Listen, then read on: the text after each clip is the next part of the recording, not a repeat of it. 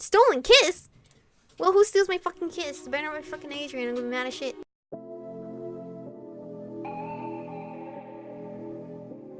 We're born in the moonlight. Ain't no fair to say. Can't breathe in the sunlight. Hello, Aromas. This is Aromie here. Welcome back to Changeling. We're here in the library where Spencer is telling us that we are a changeling, and my girl's like, no, I'm not. Okay. Mind explaining how exactly that fits? Like what you saw it happen or something? Because otherwise I don't see how that is a match. He looked away, chewing the inside of his cheek. Mark picked up the book and scanned the page quickly. Changelings are a replacement for human infants. I can't say one way or the other if that's what we're dealing with here. But if Michiko were a changeling, you'd have to stop blaming her for the situation. She would have been placed with your family as a baby and would be as much victim as you. Not necessarily. Keep reading. On the next page it says that some changelings are actually adult fairies disguised as children. It also said that most of those start looking or behaving oddly over time. She does behave oddly. Last I checked, she wasn't wanton and loose. What? Mark smirked at me. I elbowed him in the side. What the fuck does that mean? Shut up. If I was an adult fae, I would have some kind of memory of a life in fairy, and I don't. How can we know that? You could be lying. She isn't. I can attest to that. Stop reading my mind. Stop shouting your thoughts at me then. I have no idea if I can believe you either. I have no reason to lie. If you want to protect her. Good grief. Now you see what I put up with. Sensor, you're going to have to accept the possibility that maybe Michiko isn't the enemy. Either that or tell us why you're so convinced that she is. I could always do a quick check as well. I mean, well, I guess you have no reason to believe me either though. I am not letting another vampire in my head. It's getting crowded enough in here as it is. Okay, understandable, but I have another idea. And what's that? This book says there are ways you can force a changeling to reveal itself, like tests you can do. Let's say I buy into this changing theory, which I don't. The only ways I can recall reading about to get rid of the changeling involve throwing it into a fire or trying to drown it. If you try to throw me in a fire, Spencer, I will drag you in with me and we'll die horribly together. I'm just saying that right now. This isn't a joke. Not everything is a joke, Michiko. It's cute you think I'm a joke. You think I'm joking. Sorry, I was saying I'm a joke. Sorry. I'm not. I really will take you down with me. Okay, well, this deteriorated rapidly. You've been on for years about me being a fake or some kind of monster. You don't trust me. Well, I don't trust you either, so I wouldn't put anything past you at this point. No one is killing anyone or throwing anyone into a fire. You're the one who attacked me. If you'll remember, I have no reason to trust you. Yes, I don't remember. That is exactly the problem. I attacked you. When? How? 5 years ago. When else? When I found you in that clearing or whatever. I don't remember that. So maybe you can enlighten me. You really don't remember. Really? You want me to take a lie detector test? Because obviously, so apparently Tyler told me that shit's fake, so... I really do not remember what happened that day. The time between me wandering off and going back home is completely blank. Then why have you been continuing to do it for the last 5 years? Continuing to do what? Leaving the house at night, wandering off, coming back before dawn. I didn't start doing that until we came back here. You've been doing it the whole time. I have? I thought that sleepwalking was a new problem. But I've been doing it for so long I never knew about it? The first time I remember doing it was right after we moved back here. Where would I even go? I don't know, I never followed you back then. But you started following me when we moved back here. Because he frowned, clenching his hands on the tabletop. Back then, 5 years ago, when I was out looking for you, I heard voices. Not like a search party. It sounded like singing. I followed it and stumbled on you in some sort of clearing. I didn't recognize you at first because you looked weird. And you were surrounded by all those little lights. At first I didn't know what I was seeing. I thought I was dreaming. And then you saw me and you just slipped back into being yourself. Like putting on a coat. And those lights swarmed me. He put a hand to his eyes, resting his fingers against the eyelid. I ran, trying to get away. And no one believed me when I told them what happened. I looked different? The first time I followed you when we got back, the same thing happened. Your appearance just changed. I didn't know what to say. I didn't remember any of that happening, but I couldn't sit here and say he was lying. He already heard enough of that. Well, you shouldn't forget that basically all fae are capable of using glamour. Michiko could even be using it unconsciously. Glamour? It's an illusion magic used by fairies. They often use it to disguise or hide themselves. But I don't know how to use magic. A lot of magic using cryptics have a period of time when they're still learning to use magic, that they perform magic in a totally unconscious way. What I saw was a very conscious response to seeing me there. I don't remember any of that. Why would I remember that? I don't know. I just know that clearly you've been experiencing some kind of fugue state, and it goes back years. I think it's obviously tied into your being Fae. We just don't know how yet. I don't think we can assume something like changelings, but I don't think we can rule it out yet either. Why don't you ask Brenna or Ewan? Because they're never fucking here. That's not a bad idea. Maybe there's a safe way to reveal a changeling without harming it. It? I'm not some sort of thing. That's not what I meant. I'm just saying that if there's a safe test, then I don't see the harm. There is harm. There's a lot of harm. I can't believe that you can see the problem with this. Michiko, no! I am not going to submit to some kind of test to prove that I'm who I am, who I say I am. If you can't believe me, that's your problem, not mine. No one is saying you're an imposter. That's exactly what you're saying. And I expect this from Spencer, not you. Uh-oh, my girl's getting hurt real bad. I was hoping we could come and research to find answers, not so that you could gang up on me and question who I am. Just because you don't like the answer doesn't mean it's not valid. This isn't an answer, it's just a theory. And you're rejecting your only one way of proving it right or wrong. That's because it's my identity that's at stake here. It's my everything. My family, my memories. If I'm some kind of changeling, all that goes away. If there's some kind of real Michiko out there and we can prove it, then what happens to me? We can't exactly explain to mom and dad why there are suddenly 2 Michikos, can we? It just sounded selfish. It was selfish. Everyone was silent.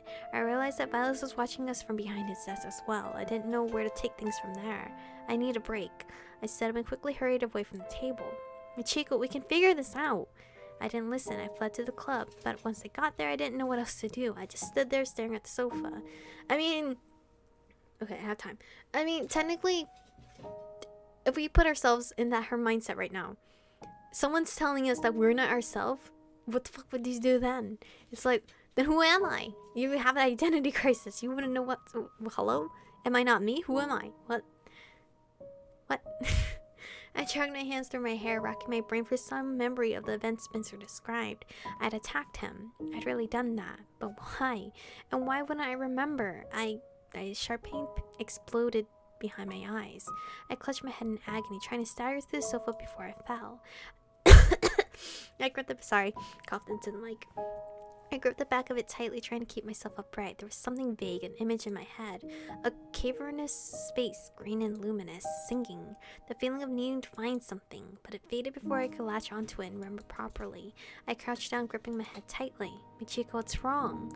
I stood at the sound of his voice, a wave of extreme dizziness washing over me. Oh, you look so worried!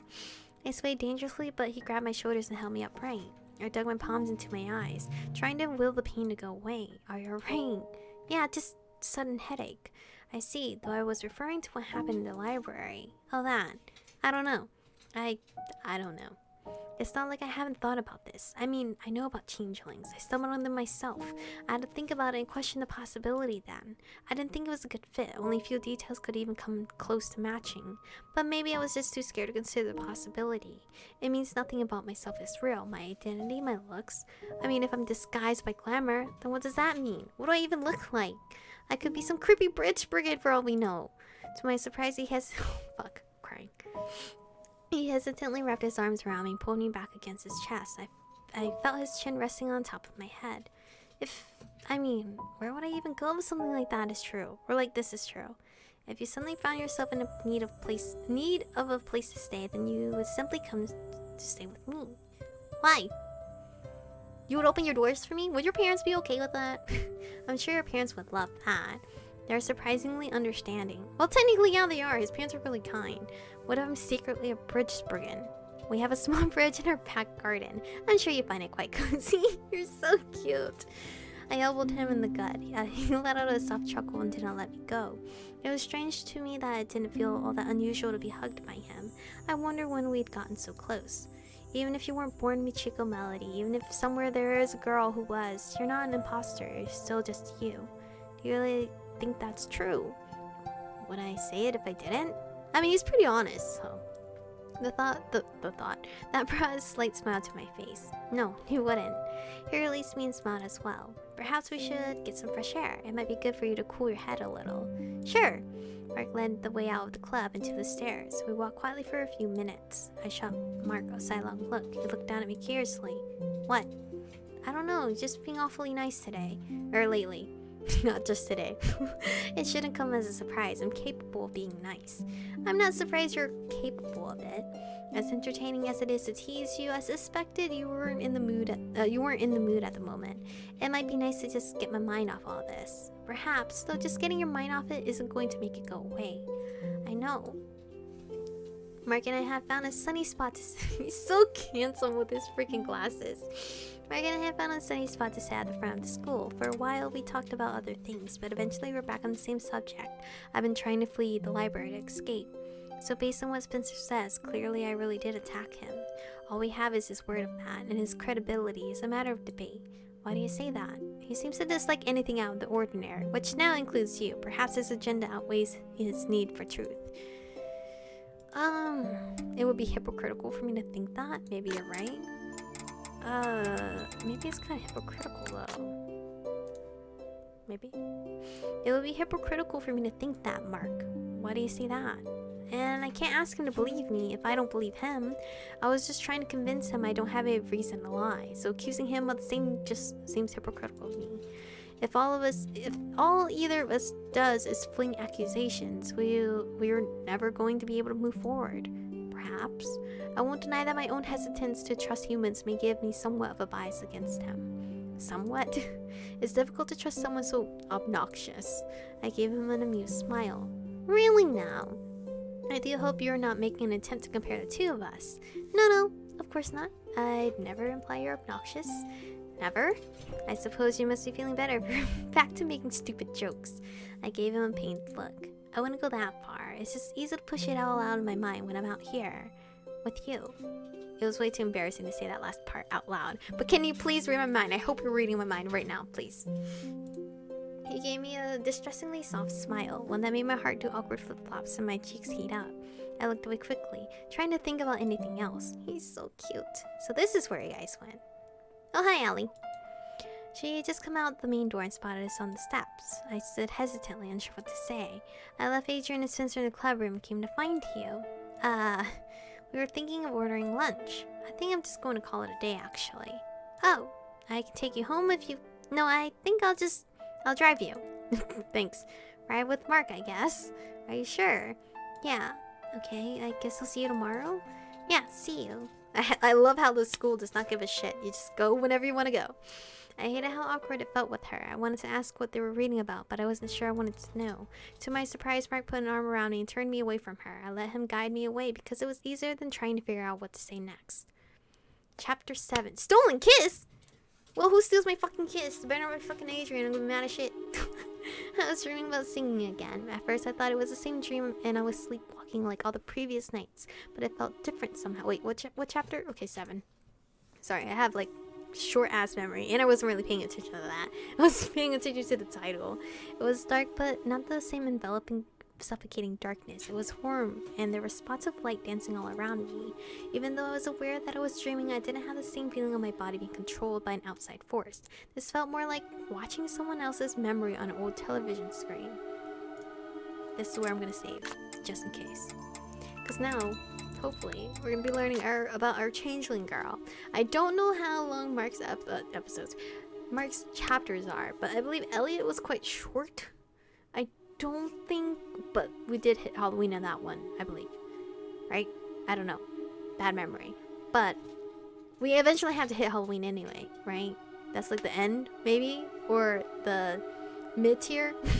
I have no idea, but this is where we're going to stop for today's episode. I'm really excited for this chapter because it says stolen kiss. So, who does it first? Me or Mark? Who knows? Thank you guys for watching. Stay beautiful, and I'll see you guys in the next one.